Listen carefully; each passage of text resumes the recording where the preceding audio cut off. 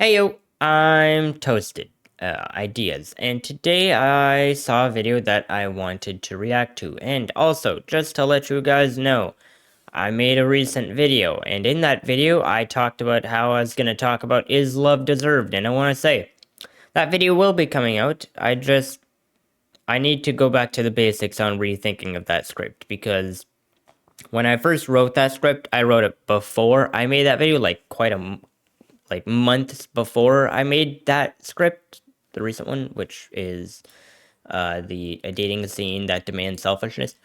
I made that script of Is Love Deserved a couple of months before making that script. So it's outdated and I need to rethink about it because, I mean, I'll be honest, I went on a rant. It doesn't help the general audience. So I'm rethinking that script, so it's not coming out right now, but I'm going to be watching this video because I saw it and it kind of interested me. Anywho, let's get into it. I was around 13 years old when I first discovered it. And on that day, I literally signed a contract with the devil. My first orgasm was, up until that point in my life, the best, most pleasurable experience, the most intense bodily experience that I've ever had in my life. And from that moment, I was literally hooked. And so on the same day, I did it 2 more times. And the days following, it was twice, maybe 3 times a day, until I started to taper down to do it once, twice, every single day for about 3 years straight. And of course, when you're young and you don't have the right influences in your life, you don't have people telling you how bad it is, you just think you're doing a normal thing, right? It's healthy. The doctors tell you, okay, you should do it multiple times a week for prostate health. And so I was like, yeah, I'm doing a good thing.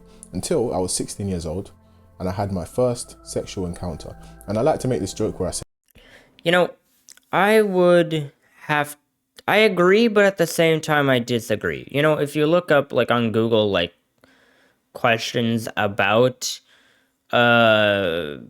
pornography, then, yeah, you're gonna find results that fit the narrative of, yes, it is good, you should absolutely do it because, you know, it's good for your health and whatnot. But I also grew up in a generation, or in a timeline, where a lot of this stuff about the negatives of watching it was already known. It was already talked about. But I think it's a mental problem that kept it going in my life. Like, I want to let you guys know, I'm kind of talking about myself in this video because I want to describe myself here, or as to what my thoughts are on this. But I didn't really grow up in the timeline where no one was talking bad about it, because I grew up in a point where a bunch of people already knew about the negatives of watching it, of consuming that type of content. But it was like a mental blockade that I was creating for myself, because I listened to those videos talking about how the negatives of watching Pron, but I didn't take to heart. No. I did take to heart. The only problem is I had an addiction, so I didn't care about what they were saying, but rather I went out on my own and looked for Google results that fit my narrative of, no, it's good, it's fine, nothing is bad happening here.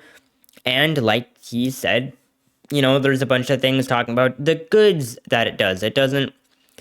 You don't really find news articles talking about the bad of doing or consuming prawn.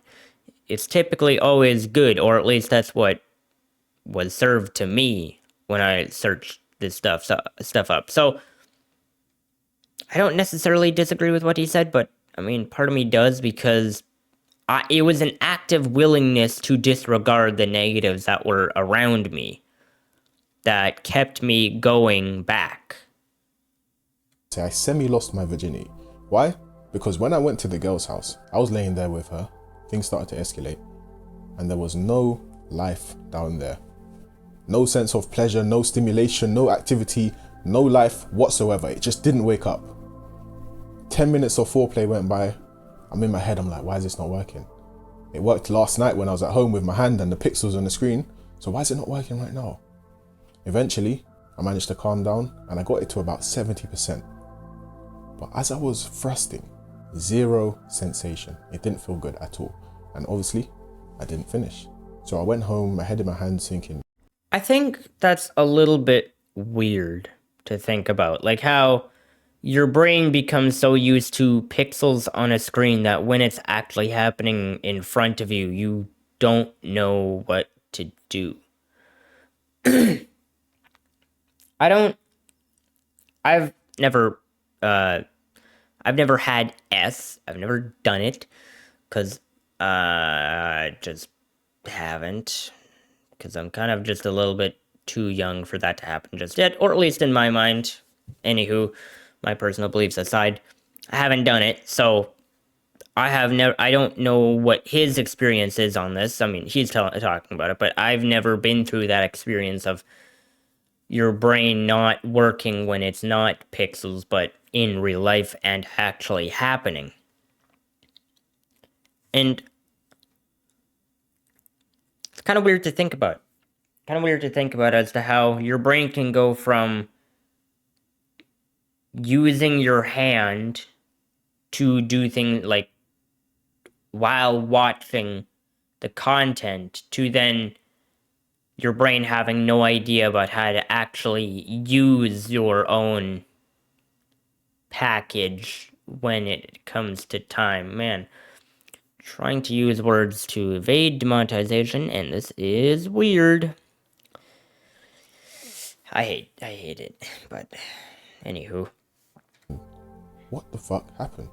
Firstly, I know I'm completely straight. And secondly, it works all the time when I'm at home, so why didn't it work with a real woman? And so I went home, and what did I do? I searched it on Google. Why can I finish at home with my hand and not with a real woman? And then I discovered NoFap. This is me at 16 years old, the first time I ever discovered it.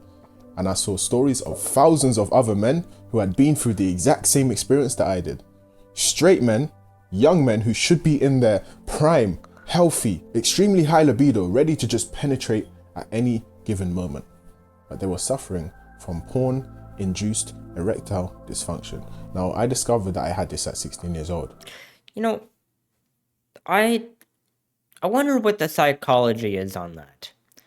Your brain getting ED from watching videos. And I wonder what that means for the whole entire thing of the content sphere. Like how does, because if you're consuming Pron, then you can induce a ED into your life. And I wonder if there's negatives like that just from watching regular YouTube videos. Like, could I watch a YouTuber play a game? Like, just watch a YouTuber play games over and over and over and over again, and then eventually I'll lose the ability to play video games? Could that happen? Or is it just a difference of biology happening here? Because you're getting yourself mentally used to getting off to pixels, essentially, instead of getting off to something actually happening in front of you. How does that work? Your brain is able to be enticed by pixels, but over time, if something actually happened in real life, then your brain would lose all ability to know what to do. Is it like a closing off thing? Like you're so used to the comfort of your own home or your own iPad, phone, computer, I guess, whatever you use to consume Prawn, does your brain like get so comfortable with that when something in real life actually happens, then your brain just closes off? The idea of doing it in real life, is that what happens? Your brain just closes off and can't perform in real life? How does that translate for everything else? Or is it purely on a S behavior thing. Like you can become closed off completely just by watching pixels on a screen, but everything else is fine? I don't know how to think about that. And because I was so traumatized from the experience, my first ever NoFap streak was 17 days. I went 17 days after 3 years straight of every single day, multiple times a day. I went 17 days without it and I felt amazing. But when that 17th day comes, right, the problem with doing long streaks is that you regain sensitivity down there. And so any activity that you do, whether you're running, whether you're walking, and there's a little bit of pressure that's applied to it just gives you an urge and you have to do it, right? So after 17 days, a lot of sexual energy was built up. I came home and I was like, no, I have to release. And the problem with releasing after 17 days is that you have way more sensitivity and the orgasms are just way more intense. And so I was hooked again. Went back to daily fapping. I still had this idea of NoFap in my mind, and so I'd go, You know, I've been through that moment of doing it going for every single day, but then just trying to cut it off cold turkey, and then, it works for like quite a while, and then when you do it for the first time after that while, then you're hooked straight back onto it. And I think, going from my own personal experience right now, the first time I cut it off cold turkey, I didn't actually cut it off. The problem of Pron content in general was a lot bigger than just watching Pron content. So when I quote unquote cut it off cold turkey, I didn't actually completely cut it off. I just stopped doing one thing for a while, but I didn't completely cut it off. Like, it was still there. It was still, that content still existed in my mind. I didn't stop thinking about it. I didn't completely eradicate it from my life. I didn't get rid of it from my iPad. I didn't get rid of it from my computer. I just didn't watch it, which, although that was good, it didn't keep it off of my mind because I was thinking about it, of its existence. So then that's why I relapsed. I know why I relapsed, and it's because it was still in my mind. I was still thinking about it. I was still thinking about how it existed. It was there. It was accessible. It was easy. I didn't actually have to do anything to get off. So what I've done recently, and I'll get back to you if it works. I mean, I probably won't get back to you because, if it works, then I don't know what to say. But what I've done now is I have actually cut it off cold turkey and gotten rid of everything that could persuade my mind to go back to that. I've completely gotten rid of it. I'm not watching, I'm not consuming anything of that type. So it's the furthest accessibility right now that I have, or it's been the furthest away from me that it has within the last couple years. So I'm thinking it should work now for myself, that I will stop watching it. But I absolutely get the whole entire thing of, after you cut it off and then you do it for that one day, then you're hooked right back on, because that's exactly what happened with me. Cut it off, didn't do it, and then I did it for the first day, and then after that I just kept on doing it. Day. Just kept on happening until now, which is where I'm at. Anywho, let's get back to his story.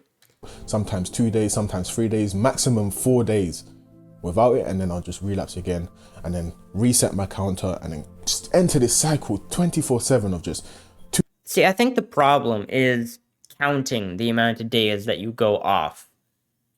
Because then your mind is always on a it's like the thing of when people count, like when you go on one date, you'll say you're one person closer to reaching that final person. That's the problem we're having here, of where you're counting. You're counting, okay, 1 day I didn't do it, 2 day I didn't do it, 3 day I didn't do it, 4 day I didn't do it. It sets up a precedent in your mind that there's an end date. Because in order to start something, there has to be an end to it. And when you end, that would be the relapsing. So I think the problem is, instead of just not doing it, you're not doing it, but with the idea that you will go back to it because you're counting, you're setting up that precedent for your brain that it will happen eventually. Because if you're counting, then eventually you have to stop counting. There is an end to everything, or there's an end to every sequence in this context. It's not an infinite set of numbers because you can't count to infinite. That's the thing. Like, you go 1, 2, 3, you get all the way to like 1 million, and then your brain just stops thinking about, like, wait, what's the next number? And that is the point of relapse, because you've done it for so long that you're just not doing it. And yet every single time you count to yourself, okay, 1 day I didn't do it, 2 day I didn't do it. Every single time you think about it, your brain then has a tinge of desire to continue, because your brain wants to. If you don't have discipline, your brain wants to go back to the comfortable. It wants to go back to the easy thing. It wants to go back. It wants to go back. It wants to do what was nice, easy, and comfortable, and easy.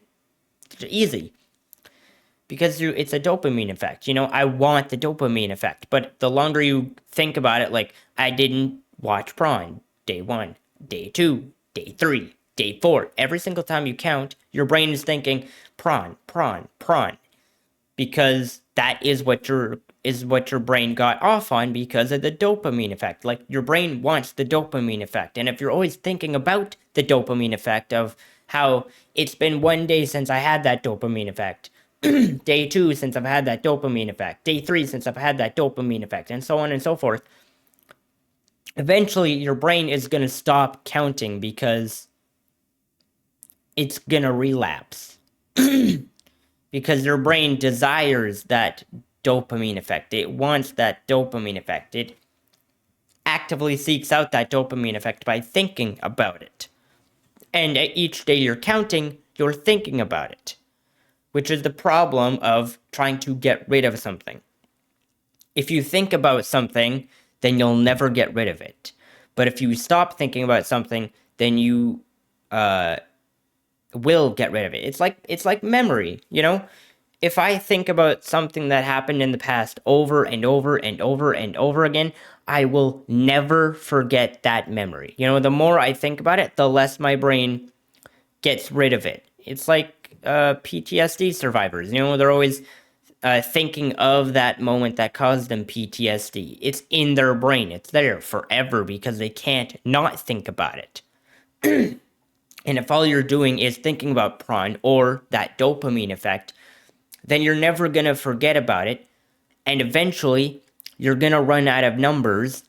And then those two things are going to line up and you're going to relapse. Does that make sense? Anywho. Actually, how much time has passed? Wow. I talk a lot. I'm only 3 minutes into this video. Holy shoot. Okay. Whoa. Jeepers. Okay. I talk way too damn much. I hate myself. Anywho, I think what I'm gonna do is cut the video off here. Cause damn, I talk too much. But I'm gonna cut the video off here. I want you to go down in the comments and tell me, do you want to see more of this video? Do you want to see me react to more of this video? Give my thoughts on more of this video, because there is still a lot of time on this video left over that I didn't go over. So potentially there's a lot more that I could talk about on this video.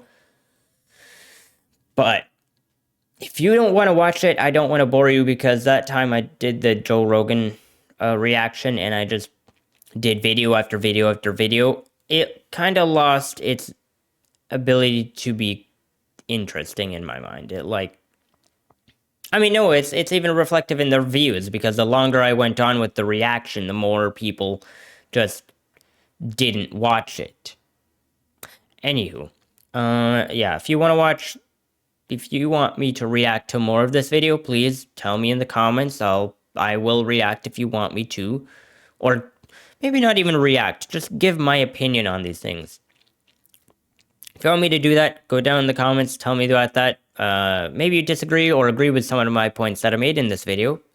Also, were those in the comments. But while you're down there, hit that subscribe button to become a fellow bread bag, and also perhaps you could consider hitting that like button so that people who may not have seen this video can see this video due to your support. And then they can also join the bread box, because once again, we need more bread. Because bread is awesome. But either way, I hope to see you in the next video, and until then, have a good one.